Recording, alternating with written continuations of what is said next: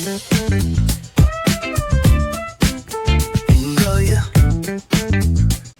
Morning, नमस्कार and सत श्री अकाल टू ऑल ऑफ यू। कैसे हैं आप सब? आई होप आप सब बहुत बढ़िया होंगे। Welcome to my channel count on us stream classes by Purnima. तो स्टार्ट करते हैं new chapter with the rainy season, pair of linear equation in two variables. तो आज है इंट्रोडक्शन डे। अच्छे से पूरी की पूरी बेसिक के साथ कॉन्सेप्ट्स को अच्छे से क्लियर करेंगे और अपने दिमाग में बिठा लेंगे। तो अपनी नोटबुक्स उठाओ, पेंसिल उठाओ या पेन उठाओ, आपके मर्जी जो मर्जी उठाओ और बैठ जाओ। आराम से पढ़ते हैं, ठीक है? आराम से प्यार से सब कुछ डिस्कस करते हैं ताकि आपके दिमाग में छोटी सी छोटी चीज़ घुस जाए। तो चैप्टर का नेम से स्टार्ट करते हैं, pair of linear equation in two variables. Pair का नेम आपको नेम से पता लगा। पेयर मतलब जोड़ी। पेयर का मतलब क्या होता है? जोड़ी। जैसे हम पेयर ऑफ शूज़ बोल देते हैं, ठीक है? पेयर ऑफ क्लचर्स बोल देते हैं, ठीक है? तो ये सारा क्या है? जोड़ियों में होते हैं। मतलब हमारे पास दो चीज़ें हैं, पेयर इक्वेशन की दो जोड़ियां हैं, मतलब दो इक्वेशंस है, ठीक है? आपको दिख भी रहा है। एंड साथ के साथ अब नेक्स्ट है लीनियर इक्वेशन। लीनियर इक्वेशन से डिस्कस करने से पहले मैं आपको बताती हूँ व्हाट इज इक्वेशन। इक्वेशन क्या होता है? इक्वेशन मतलब इक्वालिटी। इक्वालिटी मतलब इक्वल्स टू। इक्वालिटी मतलब इक्वल्स टू। तो जिस पॉलिनोमियल में, जिस आपके पास एक्सप्रेशन में, मैं ये बोलूँगी पॉलिनोमियल एक्सप्रेशन में जब इक्वल्स टू का साइन यूज होता है तब वो क्या बन जाती है? इक्वेशन बन जाती है, ठीक है? जैसे कि यहाँ पे है 2x² plus x is equals to 7, x plus y is equals to 9। तो ये क्या है? यहाँ पे आप लोगों ने पॉलिनोमियल चैप्टर की एग्जाम्पल्स ही हैं, बट वो पॉलिनोमियल्स था क्योंकि वहाँ पे इक्वल्स टू साइन नहीं था, यहाँ पे इक्वल्स टू है। तो ये क्या है? इक्वेशंस हैं। तो ये क्वाड्रेटिक इक्वेशन, ये लीनियर इक्वेशन अच्छे से इन चैप्टर्स में ही करेंगे। ये 3rd चैप्टर में करेंगे और अच्छे से ये 4th चैप्टर में करेंगे। तो अब आ गया इक्वेशन, आपको क्लियर हो गया? इक्वेशन मतलब जहाँ पे इक्वल्स टू का सिंबल साइन यूज होता है। नेक्स्ट है लीनियर। लीनियर का मतलब क्या बताया गया था? आपको याद होगा, लीनियर का मतलब हो गया डिग्री 1। डिग्री 1 जिसमें डिग्री 1 हो। इन दोनों में डिग्री 1 क्या है? डिग्री मतलब हाईएस्ट पावर, राइट? तो जिसमें डिग्री 1 होगी वो उसको हम क्या बोलेंगे? Linear equation. तो इन दोनों में से डिग्री 1 किसकी है? Yes, the second one. तो ये हो गया डिग्री 1 इन टू वेरिएबल्स, ठीक है? अब डिग्री 1 में तो ये भी था x, यहाँ पे दो यहाँ पे और यहाँ पे आप देखो, यहाँ पे डिग्री आपकी 2 है, ठीक है? बट यहाँ पे वेरिएबल क्या यूज़ हो रहा है? 1। बट यहाँ पे मैंने जो एग्जांपल लिखी है, यहाँ पे कितने वेरिएबल्स यूज़ हो रहे हैं? 2। तो हम जो चैप्टर करने जा रहे हैं, चैप्टर का नेम क्या बना दिया हमने कि हमारे पास एक लीनियर इक्वेशन के 2 पेयर्स हैं। पूरे चैप्टर में यही करते जाना कि 2 पेयर्स ले लिए, उस लीनियर इक्वेशन दी हुई है और उनमें 2 वेरिएबल्स है। क्या है? 2 वेरिएबल्स हैं। एग्जाम्पल के तौर पे ये सब बेस्ट एग्जाम्पल आपको दे दी। और क्या बता सकते हो आप? 3x plus 5y is equals to 9 is equals to 8। 9 क्यों लिखें बार बार? तो इज इक्वल्स टू क्या हो गया? 8। तो ये क्या है? यहाँ पे आपके पास डिग्री क्या है? 1 है। वेरिएबल की डिग्री क्या है? 1 है। वेरिएबल्स कितने हैं? 2 हैं। साथ में इक्वल्स टू का साइन है और 2x plus 4y is equals to 3। इसमें भी क्या है? डिग्री 1 है। 2 वेरिएबल्स है। इक्वेशन है, इक्वालिटी का साइन है। तो ये दोनों के दोनों इक्वेशंस की बात कर रहे हैं। अगर हम 2 इक्वेशंस की बात कर रहे हैं तो ये हो गया पेयर। तो ये हो गया pair of 2 linear equation. Pair 2 बोलने की जरूरत नहीं होती फिर। Pair of linear equation in 2 variables. Clear है? तो ये चैप्टर का नेम क्या है? Pair of linear equation in 2 variables. मतलब इस पूरे चैप्टर में हमने यही इसी के बेस में, इसी के आगे पीछे घूमते रहना है कि हमारे पास 2 इक्वेशंस हैं, ठीक है, उसमें 2 वेरिएबल्स हैं, उनकी पावर, उनकी हाईएस्ट पावर 1 है। अब उनको कैसे करना क्या है इस चैप्टर में हम लोगों ने पहले इसकी स्टैंडर्ड फॉर्म करेंगे, ठीक है। अब इक्वेशंस हैं तो उनके सॉल्यूशंस होंगे, सॉल्यूशंस किस टाइप के होंगे, graphical solutions, algebraic solutions. Find कैसे करना है, बिना फाइंड किए कि हम कैसे फाइंड कर सकते हैं कि ये कैसे ग्राफ कैसे होंगे, किस टाइप के सॉल्यूशन होगा, कंसिस्टेंस होगा कि इनकंसिस्टेंट होगा, ठीक है, सब कुछ करेंगे, धीरे धीरे करेंगे। स्टार्ट करें नेक्स्ट। तो करते हैं स्टार्ट। तो पहले तो आते हैं कि हमने जो लीनियर इक्वेशन की स्टैंडर्ड फॉर्म क्या होती है। ऑब्वियस है कि हमने पॉलिनोमियल चैप्टर में भी यही स्टैंडर्ड फॉर्म किया है, linear polynomial, quadratic polynomial, cubic polynomial, by quadratic के बारे में, ठीक है। तो स्टैंडर्ड फॉर्म देखते हैं। स्टैंडर्ड फॉर्म क्या है। अब आप लोगों को पता है कि नॉर्मल अगर हम लीनियर इक्वेशन इन 2 वेरिएबल्स लिखते हैं तो ax plus by plus c equals to 0, ये होती है स्टैंडर्ड फॉर्म। बट एक चीज़ माइंड में रखना कि अगर इस तरह से मेंशन कर दिया हुआ है, मतलब जो आपकी कांस्टेंट टर्म है जो विदाउट वेरिएबल है, अगर वो लेफ्ट हैंड साइड की बजाय राइट हैंड साइड पे है तो उसको भी लीनियर इक्वेशन ही बोलेंगे, 2 वेरिएबल्स, राइट, ठीक है। बट हम उसको जब उसको स्टैंडर्ड फॉर्म में लिखना है तो सी को उस साइड लेके जाएंगे, बस, बाकी और कुछ चेंज नहीं है। तो स्टैंडर्ड फॉर्म यही है कि सभी के सभी 1 साइड पे हैं और इक्वल्स टू हमारा क्या होगा, 0 होगा। तो जहाँ पे हमने 2 इक्वेशंस लेनी है तो ऑब्वियस हम ए बी सी नहीं लिख सकते ना दोनों साइड पे, तो हम कुछ और कंसीडर कर लेते हैं। कुछ और क्या करें इस कंसीडर, तो हम 1 2 3 ले लेते हैं, है ना। ये A1 ले लिया, इसको A2 ले लिया, इसको B1 ले लिया, इसको B2 ले लिया, इसको C1 ले लिया और इसको C2 ले लिया, ठीक है। तो ये हो गया आपके पास A1x plus B1y plus C1 is equals to 0। And second equation क्या होगी आपके पास, A2x plus B2y plus C2 is equals to 0। तो ये आपकी स्टैंडर्ड फॉर्म होगी लीनियर इक्वेशन इन 2 वेरिएबल्स की, और उसका ये पेयर बोल दिया मैंने। What is A1 B1 and C1, A2 B2 and C2, क्या है ये क्या है, ये रियल नंबर्स हैं। ये क्या है, रियल नंबर्स हैं। मतलब फ्रैक्शनल फॉर्म में भी हो सकते हैं, नेगेटिव भी हो सकते हैं, पॉजिटिव भी हो सकते हैं। पॉजिटिव भी मैंने किया हुआ है, -x प्लस 2y भी हो सकता है इज इक्वल्स टू 5। तो ये लीनियर इक्वेशन ही है, ठीक है। एग्जाम्पल्स के तौर में मैं आपको यहाँ पे मेंशन किए हुए हैं कुछ एग्जाम्पल्स। फर्स्ट है जैसे x plus y is equals to 5 and 2x plus 3y is equals to 7, ठीक। नेक्स्ट है 2x प्लस 3y माइनस 7, ठीक है, स्टैंडर्ड फॉर्म में लिखा हुआ है। तो x plus y minus 5 equal to 0, ये स्टैंडर्ड फॉर्म में, ये स्टैंडर्ड फॉर्म में नहीं है, but this is also linear equation in 2 variables, ठीक है। नेक्स्ट है y is equals to x/3, standard form बनाना पड़ेगा। अगर वो स्टैंड फॉर्म में कोई आपको इक्वेशन नहीं दी हुई स्टेटमेंट में ही, तो पहले आपका यही काम है कि आपने उसको स्टैंडर्ड फॉर्म में बनाना है, ठीक है। First step is this, right. Next है 3x plus 5y is equals to 24। तो इसको कैसे करेंगे, इसको उधर लेके जाएंगे, ठीक है। तो क्या हो जाएगा 3x plus 5y minus 24 equals to 0। अब इसको स्टैंडर्ड फॉर्म में कैसे बनाएंगे, तो फर्स्ट जो डिनोमिनेटर में 3 है उसको ऊपर लेके जाएंगे। तो क्या हो गया 3y is equals to x। अब मर्जी इधर से उधर लेके जाओ या इधर से उधर लेके जाओ, मर्जी आपकी है, बात सेम ही हो जाएगी, ठीक है। तो क्या हो गया -x कर देती हूँ प्लस 3y, ठीक है, प्लस 0, और कोई कांस्टेंट टर्म नहीं है तो यहाँ पे कुछ नहीं है, तो यहाँ पे यहीं पे छोड़ दो या प्लस 0 लिख लो, जैसे 0 लिखने की ज़रूरत नहीं है, यहाँ पे यहीं पे छोड़ दो, ठीक है। तो ये भी स्टैंडर्ड फॉर्म में कन्वर्ट कर दिया। अब ये स्टैंडर्ड फॉर्म में नहीं है तो इसको भी बना देते हैं। क्या आएगी स्टैंडर्ड फॉर्म में, x plus y minus 5 equals to 0, 2x plus 3y minus 7 is equals to 0, ठीक है, हो गया स्टैंडर्ड फॉर्म। अब इसमें A1 की वैल्यू क्या है 1, A2 की वैल्यू क्या है 1, no, A1 is 1, B1 is 1 and C1 is -5। -5 is real number, ठीक है, यानी कि बिल्कुल ठीक है, नेगेटिव पॉजिटिव से मैटर नहीं करेगा।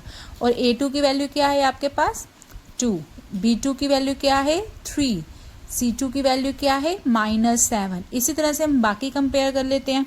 यहाँ पे A1 आपका 2 हो गया, B1 आपका 3 हो गया और C1 आपका क्या हो गया -7। कंपेयर करके हमें A1 B1 C1 A2 B2 and C2 की वैल्यूज़ पता होनी चाहिए, कैसे होती है पॉजिटिव नेगेटिव, बच्चे कभी कभार साइन डालना ही भूल जाते हैं, राइट। नेक्स्ट यहाँ पे A1 की वैल्यू क्या है 1, सॉरी A2 की वैल्यू क्या है 1, B2 की वैल्यू क्या है यहाँ पे 1, C2 की वैल्यू क्या है यहाँ पे -5 नॉट +5, ठीक है। अब यहाँ पे बताओ मुझे A1 की वैल्यू क्या होगी, जल्दी से बताओ, hurry up hurry up. Yes, there is -1, that is A1। और यहाँ पे 3 की वैल्यू, दैट इज किसकी वैल्यू है ये B1 की। और C1 तो है नहीं, तो C1 को हम क्या लेके चलेंगे 0। और A2 क्या है यहाँ पे 3, B2 क्या है 5, C2 क्या है -24। तो इट मीन्स कि अब आप लोगों को A1, B1 and C1 find out करना आ गया है। क्लियर। आप करते हैं नेक्स्ट क्या करेंगे, नेक्स्ट कैसे सॉल्यूशंस फाइंड करने हैं, किस टाइप के सॉल्यूशंस होंगे, ग्राफिकली करना है, बिना ग्राफ फाइंड किए क्या होगा, बहुत इंपॉर्टेंट कंडीशंस हैं वो करते हैं, ठीक है। अब नेक्स्ट करने जा रहे हैं ज्योमेट्रिकल इंटरप्रिटेशन, मतलब जो आप लोगों ने लीनियर इक्वेशन, ज्योमेट्रिकल इंटरप्रिटेशन मतलब ग्राफिकली, ठीक है, किस टाइप की होगी। अब पहले आपको पता है कि जो लीनियर इक्वेशन होती है वो होती क्या है।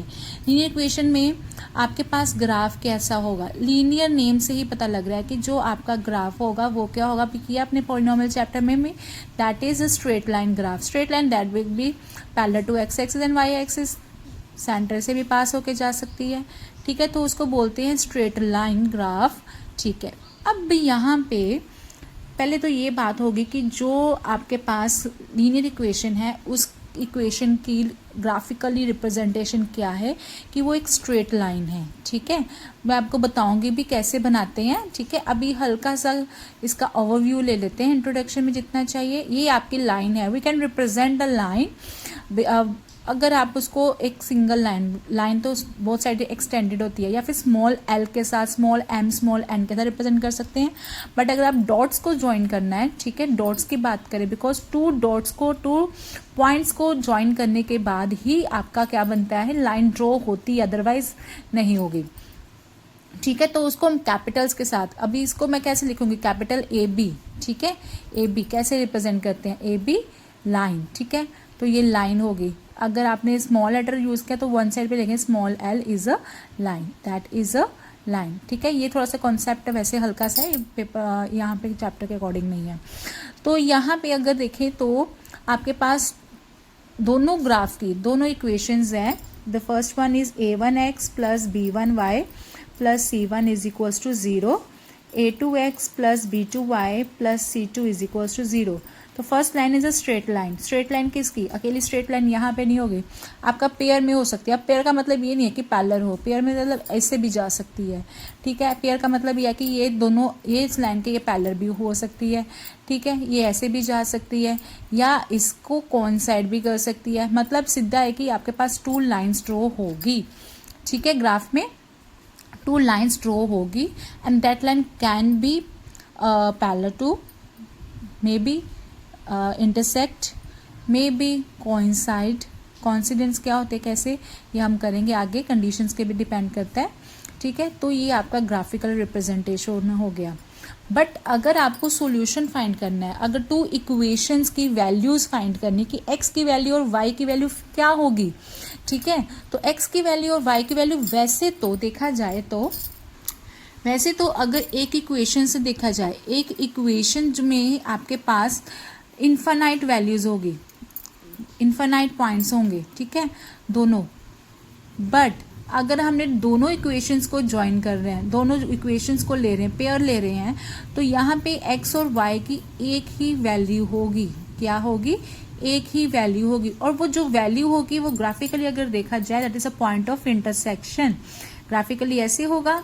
और अगर हम इसको सॉल्व करेंगे मेथड्स के अकॉर्डिंग, जो आगे मैं डिस्कस करूंगी, तो वो 3 मेथड्स इसके हम x और y की वैल्यू फाइंड कर सकते हैं मैथमेटिकल स्टेप्स के थ्रू। ग्राफिकली ये सिर्फ एक पॉइंट पे, जब 2 लाइंस आपस में मीट करती हैं तो एक पॉइंट पे, तो उसको पॉइंट ऑफ इंटरसेक्शन बोलते हैं, जो कि होता है solution of the given equations या पेयर ऑफ द इक्वेशंस, ठीक है, 1 पॉइंट ऑफ इंटरसेक्शन। क्लियर हो गया ज्योमेट्रिकल इंटरप्रिटेशन।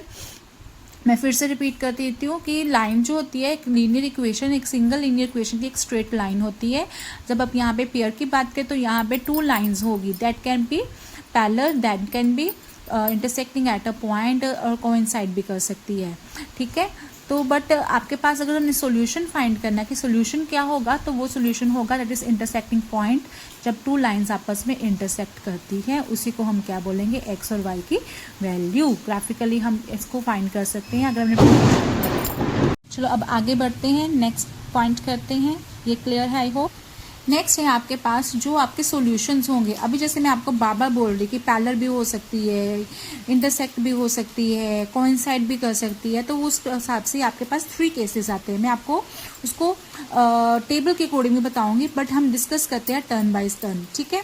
तो फर्स्ट आपके पास पॉसिबल केस है बाई चांस नहीं कह सकते, कि अगर आपके पास आप इक्वेशन ग्राफ ड्रॉ कर रहे हो और ग्राफ ड्रॉ करते ये आपके एक्स एक्सिस होगी, right, this is y axis, clear है ना इतना, और ये this is point of intersection बोल देते हैं, क्या बोलते हैं इसको, ओरिजिन, जिसमें पॉइंट दोनों क्या होते हैं, 0 0 होते हैं, ठीक है। तो अब अगर दोनों की दोनों लाइन सपोज कहीं से भी कोई भी एक फर्स्ट लाइन से हमने ये लाइन ड्रॉ की है ग्राफ के ऊपर, एंड सेकेंड इक्वेशन से हमने ये लाइन ड्रॉ कर दी है, और यहाँ पे दोनों के दोनों आपस में क्या कर रहे हैं, इंटरसेक्ट कर रहे हैं एक पॉइंट पे, क्या कर रहे हैं, इंटरसेक्ट कर रहे हैं एक पॉइंट को, तो उसको हम क्या किस टाइप का सॉल्यूशन बोलेंगे। फॉर 1 मार्क्स चाहिए, आपको लग रहा है कि एमसीक्यूज ऐसे ही आ जाएंगे, तो यही एमसीक्यूज में भी आएगा बेटा जी, तो ध्यान दो। तो वो किस टाइप का सॉल्यूशन होगा, यूनिक सॉल्यूशन होगा, ठीक है। This is L1 first line है, ये सेकेंड इक्वेशन की लाइन है, ठीक है। L2 रिप्रेजेंट कर देती हूँ। तो अगर आपको ग्राफिकली तो आपने ये बताया this is intersecting at A point, तो इसको पॉइंट लाइंस आर इंटरसेक्टिंग, उसको हम यूनिक सॉल्यूशन बोल देते हैं, ठीक है। और इसको साथ के साथ एक और चीज बोलते हैं, yes, that is called consistent बोलते हैं। क्या बोलते हैं, किस टाइप का सोल्यूशन है, कंसिस्टेंट, ठीक है, कंसिस्टेंट सोल्यूशन है। बट अगर हम लोगों को बिना ग्राफ के 1 मार्क्स में हम ग्राफ तो ना ड्रॉ करेंगे, बिना ग्राफ के क्या कंडीशन होगी, तो उसके लिए यही चीज है कि अगर A1/A2 is not equals to B1/B2 आ जाए, मतलब coefficient of x and coefficient of y अगर इनकी रेशियोज इक्वल ना हो, तो वो हम बिना ग्राफिकली बता सकते हैं कि the lines are intersecting, the solution is unique and solution is consistent, clear, unique and consistent. इस पॉइंट, इस कंडीशन पे ही डिपेंड करेगा कि आप 1 मार्क्स में सम इजिली सॉल्व कर सकते हैं बिना ग्राफ ड्रॉ किए हुए, ठीक है। अब इस कॉन्सेप्ट को सॉल्यूशन के लिए मैं आपको कोई भी एग्जांपल ले लेती हूँ। 3x + 2y = 4 एंड यहाँ पे लेती हूँ 5x + 4y = 9, ठीक है। आपके पास यहाँ पे A1 की वैल्यू क्या है, 2, B1 की वैल्यू क्या है, 3, C1, दोनों के C1 एंड C2 दोनों अनदर साइड पे है, कोई प्रॉब्लम नहीं है, यहाँ पे उसको स्टैंड फॉर्म में करने की ज़रूरत नहीं होती है, ठीक है, इस केस में। बट दोनों एक साइड पे नहीं होने, एक ही साइड पे हो, एक ही लेफ्ट या लेफ्ट पे हो, या दोनों के दोनों राइट पे हो। तो C1 क्या है, 4। अब यहाँ पे A2 की वैल्यू क्या है, 5, B2 की वैल्यू क्या है, 4 एंड C2 की वैल्यू क्या है, 9। अब क्या करना, हमने दोनों की रेशियोज फाइंड करनी है, कर लेते रेशो फाइंड। यहाँ पे रेशो आई 2/5, कटिंग वगैरह नहीं हो रही है, यहाँ पे 3/4 हो गया। तो आप देख ही रहे हो कि A1/A2 is not equals to B1/B2। यहीं से पता लग जाएगा कि आपका ग्राफ कैसा होगा। ग्राफ होगा जिसमें दोनों के दोनों लाइंस आपस में क्या कर रही होगी, इंटरसेक्ट कर रही होगी, और सोल्यूशन किस टाइप का होगा, यूनिक होगा और कंसिस्टेंट होगा। क्लियर, ईजी है, मुझे नहीं लगता है अब ये टफ है। अगर आप लोग को समझ आ गया है तो ज़रूर थम्स अप करना, ठीक है। ध्यान दो, बहुत इजी है, रेशियोज फाइंड करनी है कॉफिशिएंट्स की। अगर फर्स्ट 2 रेशियोज ही आगे नॉट इक्वल है तो नेक्स्ट पे जाने की कोई ज़रूरत नहीं है। नेक्स्ट करते हैं। नेक्स्ट जो पॉइंट है, नेक्स्ट जो केस है आपके पास, नो सोल्यूशन से पहले हम करते हैं infinite many solution. Infinite many solution मतलब अगर आपके पास कंडीशन, अब ग्राफ पहले मैंने बता दिया कि अगर दोनों की दोनों लाइंस आपस में एक पॉइंट पे कट कर रही है, लाइंस तो ड्रॉ होगी, बट लाइंस कैसे होगी, अगर आपके पास ग्राफ ड्रॉ करते करते, अब ग्राफिकली चीज़ स्टार्ट कर रही हूँ मैं क्योंकि वो ज़्यादा इजी होगा। ये हो गया एक्स एक्सिस, ये वाई एक्सिस, ठीक है। अगर आपके पास जो लाइंस ड्रॉ हो रही है, ठीक है, क्या हो रही है, लाइंस ड्रॉ हो रही है, ये मैंने फर्स्ट लाइन ड्रॉ की L1, ठीक है, L1, और मतलब उसका ये पॉइंट आया और उसका ये पॉइंट आया और इसका ये पॉइंट आया। अब सपोज जो सेकंड पॉइंट आ रहा है उसमें एक जो सेकंड लाइन है उसका ये पॉइंट आ रहा है, ये पॉइंट आ रहा है और ये पॉइंट, मतलब वो भी इसके ऊपर इंटरसेक्ट कर रही है और कोइंसाइड कर रही है, तो ये आपकी सेकंड लाइन होगी L2। L2 ठीक है, मतलब जो फर्स्ट लाइन और सेकंड लाइन है दोनों के दोनों आपस में ओवरलैप कर रही है, एग्जैक्टली ओवरलैप कर रही है, थोड़ा सा भी इधर उधर नहीं जा रही है। तो वो उस केस में आपके पास किस टाइप के सोल्यूशन होंगे कि इन्फाइनाइटली मैनी सोल्यूशन होंगे, कुछ ना कुछ वैल्यूज उसमें वन वैल्यू ही थी, ठीक है, क्योंकि एक पॉइंट पे इंटरसेक्ट हो रहे थे, बट यहाँ पे तो नंबर ऑफ पॉइंट्स हैं, तो यहाँ पे सोल्यूशन किस टाइप का होगा, इन्फाइनाइट सोल्यूशन होगा, ठीक है। अगर इन्फाइनाइट सोल्यूशन है और साथ में ही ये क्या कर रहे हैं आपस में, लाइंस आपस में कोइंसाइड कर रही है, तो कंडीशन कैसे होगी बिना ग्राफ के ड्रॉ। ये तो मैंने आपको एग्जांपल बताया, मैंने बिना पॉइंट्स के बताया, क्योंकि जब हम ग्राफ सॉल्व करेंगे तो आपको अच्छे से क्लियर हो जाएगा कि ये चीज़ आती कैसे है, कोइंसाइड कैसे करते हैं, ठीक है। अब जैसे कि आप लोग समझ लो कि फर्स्ट जो इक्वेशन है उसको सॉल्व किया तो वहाँ पे 2, ठीक है, आया आपके पास 0, x की वैल्यू 2 और y की वैल्यू 0 आ गई, ठीक है। और नेक्स्ट आपके पास आ गया सपोज दिस इज 1, x की वैल्यू 1 और y की वैल्यू 4 आ गई, ठीक है। सेम सेकंड इक्वेशन में भी आपके पास सेम पॉइंट्स ही बन रहे हैं, ठीक है, सेम पॉइंट्स हैं, थोड़ा सा इधर उधर भी डेसिमल में भी आ रहा है, तो आपस में ये कोइंसाइड कर रहे हैं, ठीक है। ग्राफ में आपको ज़रूर बताऊंगी अच्छे से। तो अब बिना ग्राफ के आप कैसे बिना कंडीशन में बता सकते हैं, 1 पॉइंट अगर 1 मार्क्स में आ जाता है तो, ठीक है ना। तो क्या होगा कि अगर फर्स्ट 2 का रेशो, सेकंड 2 का रेशो एंड थर्ड 2 का रेशो आपके सारे के सारे आपस में क्या हो जाए, इक्वल हो गए, मतलब A1/A2 is equals to B1/B2 is equals to C1/C2। बहुत ईजी, मैं बताती हूँ इसकी एग्जाम्पल, मैं वही लेती हूँ, मुझे तो ये एग्जाम्पल ही पसंद आती है। 2x + 3y is equals to 5, 4x + 6y is equals to 10। अब यहाँ पे A1 क्या है, 2, ठीक है, और A2 क्या है, 4, लिख लो मैं सीधा, ठीक है। B1 क्या है यहाँ पे 3 और B2 क्या है यहाँ पे 6, C1 कितना है 5 और C2 क्या है 10। तो करें सॉल्व, यहाँ पे 1/2, यहाँ पे सॉल्व किया 1/2, यहाँ पे सॉल्व किया 1/2।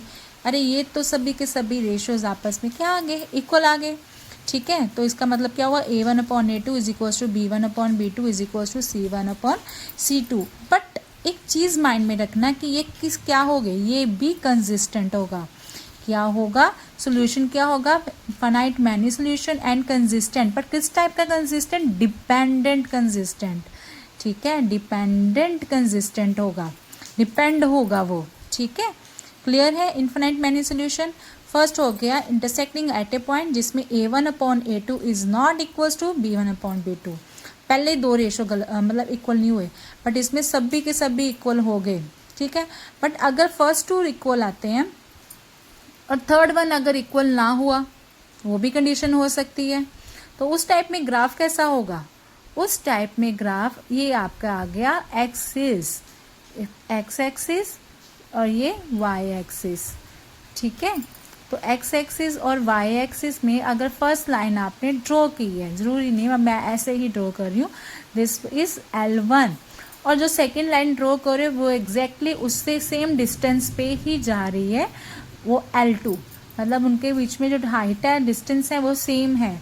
तो ये क्या किस टाइप की लाइंस होती है, पैरेलल लाइंस होती है, क्या होती है, पैरेलल लाइंस। मतलब अगर आपके फर्स्ट 2 का रेशियोज इक्वल है बट थर्ड 1 का रेशियो इक्वल नहीं है, तो उसमें आपके पास सोल्यूशन होगा ही नहीं, मतलब कभी भी आपस में, आपको पता ही है पैरेलल लाइंस क्या होती है, कभी भी आपस में मीट नहीं करती है, चलती रहती है ट्रेन की ट्रैक की तरह, चलती रहो चलते रहो चलते रहो, है ना। तो उसको क्या बोलेंगे, आपको लगता है कभी भी जाके आपस में मीट करेंगे, नहीं करेंगे ना, तो उसमें क्या आएगा, सोल्यूशन ही नहीं होगा। बट आपके पास ग्राफ कैसा है, पैरेलल ग्राफ है, और इसमें आपके पास क्या है, इनकंसिस्टेंट, इनकंसिस्टेंट सोल्यूशन कैसा है, इनकंसिस्टेंट, एंड ग्राफ कैसे है, लाइंस क्या है, पैरेलल, और कंडीशन क्या है, A1/A2 is equals to B1/B2 is not equals to C1/C2। अब एग्जाम्पल मैं बता देती हूँ, मुझे वही एग्जाम्पल से ही उसी इक्वेशन से ही स्टार्ट करना है। तो अब यहाँ पे 2x + 3y is equals to 5, 4x + 6y is equals to 7। अब आप रेशोज फाइंड कर लो, मतलब A1 क्या है 2, A2 क्या है 4, इसकी रेशो क्या है 1/2, B1 क्या है, कॉमा लेके चलते अभी 3, B2 क्या है 6, ए क्या आ गया आपके पास 1/2, अब C1 क्या है 5, C2 क्या है 7। ये दोनों रेशोज मतलब 1/2 आ रही है, बट जो 5/7 है आपको पता लग रहा है वो इक्वल टू नहीं है, तो हो गया ना प्रूफ कि A1/A2 is equals to B1/B2, but that is not equals to C1/C2। Clear. तो ये आपके पास 3 केसेस थे जिसमें आपने फर्स्ट किया यूनिक सोल्यूशन, सेकंड किया नो सोल्यूशन, थर्ड किया infinite many solution. Infinite many solution का मतलब कॉन्सिडेंट हो रहा है, ओवरलैप हो रहा है, ठीक है। और नो सोल्यूशन मतलब जिसमें आपस में मिल नहीं रहे हैं, कहीं भी नहीं मिलेंगे, मतलब वो पैरेलल ग्राफ होगा, पैरेलल लाइंस का होगा। और यूनिक मतलब एक पॉइंट, कम से कम एक पॉइंट जरूर होगा, तो उसको हम ग्राफ कैसा होगा, intersecting at a point. Done, यहाँ तक क्लियर है। अब इंट्रोडक्शन में आप लोगों को लास्ट मेन टॉपिक के बारे में डिस्कस करते कि methods to solve a pair of linear equation. मतलब ग्राफिकली तो आप लोग मतलब मेथड्स क्या होंगे कि आपके पास अगर लीनियर इक्वेशंस दिए हैं, ठीक है, ये लीनियर इक्वेशंस है। The first one is a1x plus b1y plus c1 equals to 0, a2x plus b2y plus C2 is equals to 0। मतलब इस टाइप की इक्वेशंस है, और इस इक्वेशंस को सोल्व कैसे करें, एक्स वाई कैसे फाइंड करना। तो फर्स्ट आपके पास ग्राफिकली मेथड है जो हमने अभी हल्का हल्का सा डिस्कस किया है, और सेकेंड आपके पास एल्जेब्राइक मेथड, ठीक है। ग्राफिकली मेथड में आपको मैंने बताया कि आप लोगों को कोऑर्डिनेट प्लेन पे, जब मैं आपको ग्राफ ड्रॉ करूंगी मैं बताऊंगी कोऑर्डिनेट प्लेन भी क्या होता है, जिसमें एक्सिस होती है, x axis, y axis, z भी होती है, बट हम ग्राफ के लिए 2 एक्सिस ही यूज करते हैं, ठीक है। तो उस प्लेन के ऊपर, ये मतलब एक प्लेन है, इसके ऊपर हमने जब एक्सिस ड्रॉ करनी है, एक्स एक्सिस, और उसके परपेंडिकुलर हमने वाई एक्सिस ड्रॉ करनी है, तो वहां से हमने उसी ग्राफ, उस एक्सिस के ऊपर ही हमने 2 लाइंस ड्रॉ करनी, तो वो ग्राफिकल मेथड आ गया, जिसमें आपके पास एक पॉइंट ऑफ सोल्यूशन आएगा। उसको हम पॉइंट ऑफ सोल्यूशन कैसे आएगा, पॉइंट ऑफ इंटरसेक्शन के थ्रू, ठीक है, उसको हम यूनिक सोल्यूशन बोलेंगे। ये आपका ग्राफिकली जो ऑलरेडी हमने डिस्कस भी कर लिया हुआ है। एल्जेब्रिक मेथड के थ्रू मतलब मैथमेटिकल स्टेप का होगा। फर्स्ट है सब्स्टिट्यूशन मेथड। सब्स्टिट्यूशन मेथड में हम क्या करेंगे, आपको जस्ट गो थ्रू करवा देती हूँ, ठीक है, ये तो आपके सिलेबस में नहीं है। तो सब्स्टिट्यूशन मेथड में है, ये मेरा फेवरेट था, इसको हम 2312, मैं अपने टाइम पे मुझे हमें कराया था 2312 ट्रिक, ठीक है। तो सब्स्टिट्यूशन मतलब सब्स्टिट्यूट करना, 2 इक्वेशंस दी है, दोनों इक्वेशंस में से एक को फाइंड करके दूसरे में फिल कर देना, उसको हम क्या बोलते हैं, सब्स्टिट्यूशन। अब यहाँ से फाइंड एक्स या वाई की in terms of another variable, जैसे मैं सपोज एक्स यहाँ पे निकाल दूं, तो यहाँ पे क्या आएगा 1 प्लस वाई, जरूरी नहीं मैंने सेकेंड इक्वेशन यूज की है, आप फर्स्ट भी यूज कर सकते हो, ठीक है ना। तो मुझे सेकेंड से इजीली फाइंड करना लगा, उसको सेकंड में फिल करना, उसको सेकंड में सब्स्टिट्यूट कर रहे हैं, ठीक है, तो इसको बोलते हैं सब्स्टिट्यूशन मेथड। और सेकंड मेथड क्या है, एलिमिनेशन मेथड। सेकंड मेथड क्या है, एलिमिनेशन मेथड में सिंपल एक चीज माइंड में रखनी है कि हमें जिसको एलिमिनेट करना है, एक्स को या वाई को, तो उसको कोफिशिएंट सेम बनाने हैं, ठीक है, या मल्टीप्लाई करके, या मल्टीप्लाई अगर है ऑलरेडी है तो हमें यहाँ पे एक मल्टीप्लाई करने की जरूरत नहीं, हम इसको सीधा सब्ट्रैक्ट करके ऑपोजिट साइन के साथ एलिमिनेट कर देंगे उस वेरिएबल को, तो सेकंड वेरिएबल आ जाएगा, तो हम इजीली कर सकते हैं, बड़े आराम से, बहुत इजी है, इतने इजी मतलब सॉल्व करते करते मजा आ जाता है। तो ये जो सम्स हैं ग्राफिकली भी हो जाएगा, पेपर में आएगा आपके, एल्जेब्रिक मेथड ये भी आते हैं पेपर्स में, बट ये उसके स्टेटमेंट सम्स भी होते हैं। अब जहाँ पे स्टेटमेंट सम्स का इट मीन्स कि रियल लाइफ में लीनियर इक्वेशन का कहाँ पे यूज होता है, यहीं पे तो यूज होता है जब आप ये लीनियर इक्वेशन का यूज क्या है एल्जेब्रिक मेथड में, जो आपने ये मेथड्स करने हैं, तो सिंपल सम्स भी आएंगे, बट मेनली आपको कुछ स्टेटमेंट सम्स भी आएंगे। वो स्टेटमेंट सम्स ही तो हमारी रियल लाइफ प्रॉब्लम है। रियल लाइफ मतलब कोर्स के रिगार्डिंग कोई प्रॉब्लम है, एज रिलेटेड कोई प्रॉब्लम्स हैं, कोई अपने फादर से इतना यंग बड़ा है, आपने काफ़ी स्टेटमेंट सम्स किए हुए हैं, राइट। इसके अलावा और भी सम्स बनते हैं, जितनी भी आपकी रियल में रियलिटी में डिस्टेंस, टाइम, स्पीड बहुत इंपॉर्टेंट है, ये भी जो स्टेटमेंट सम्स है आपके रियल लाइफ में यूज़ होते हैं, कॉन्सेप्ट यूज़ होते हैं। तो ये सब कुछ हम लीनियर इक्वेशन के थ्रू ही करेंगे सभी प्रॉब्लम्स। ये मेथड ही तो यूज़ करेंगे हम लोग, ठीक है। तो यही आपका रियल लाइफ में ये जो कॉन्सेप्ट है हम रियल लाइफ में तो यूज़ करेंगे, ठीक है। तो हम करेंगे ज़रूर, कल से स्टार्ट करते हैं आपका एक्सरसाइज 3.1। अपने ग्राफ पेपर्स अपने पास रखना, अच्छे से करें। तो अब नेक्स्ट क्लास में मिलते हैं with the new exercise 3.1। Chapter करते हैं स्टार्ट। ये आपके लिए टेबल जो भी हमने किए हैं उसको एक टैबलेट फॉर्म में लिख दिया हुआ है, ये आपको एनसीईआरटी में भी मिल जाएगा। बहुत अच्छे से इसको अच्छे से रीड कर लीजिएगा। तब तक के लिए thank you, have a nice day.